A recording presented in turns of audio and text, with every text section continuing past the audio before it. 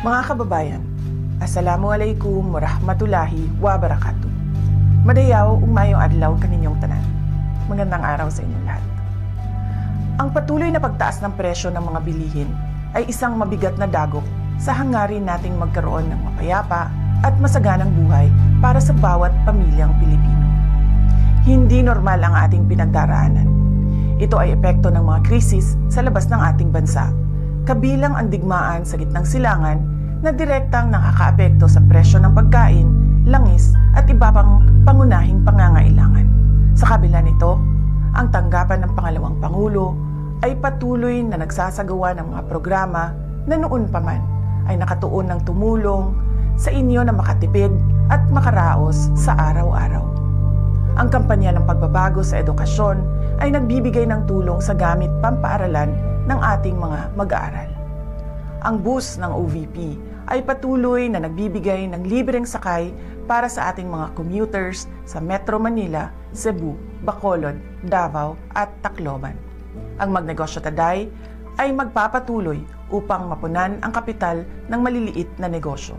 At ang rice boxes ay patuloy na ipinamamahagi sa mga nangangailangan, lalo na sa panahon na tulad ngayon. Kasabay nito, nagpapatupad din kami ng mga cost-cutting measures sa loob ng aming tanggapan upang matiyak na mas maraming pondo ang mapupunta sa direktang tulong sa taong bayan.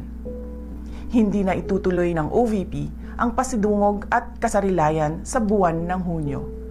Ang mga ito ay dalawang malalaking pagtitipon para sa LGBTQ community at para sa Year 4 Accomplishment Report ng aking termino.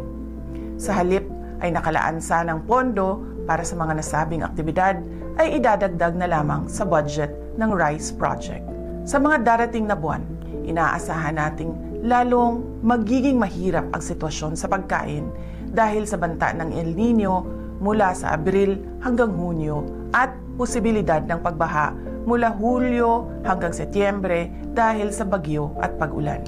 Sa ating pagtitipid, unahin natin ang sapat na pagkain para sa ating pamilya, pagpapagamot sa may sakit at ang edukasyon ng ating mga anak. Ang pinakamabisang panlaban sa krisis ay kahandaan. Simulan na nating planuhin ang ating mga hakbang hanggang sa katapusan ng taong 2026.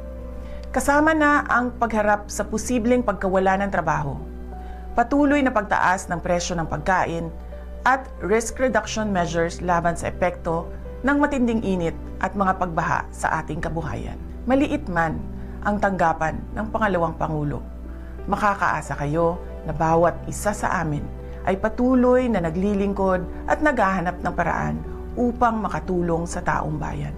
Tayo ay isang bayang may matibay at malakas na pananampalataya sa Diyos. Kaya patuloy tayong manalangin ng taimtim at naway bigyan ang ating bansa ng lakas, gabay at pagkakataon tungo sa tunay na mapayapa at masaganang buhay. Syukran.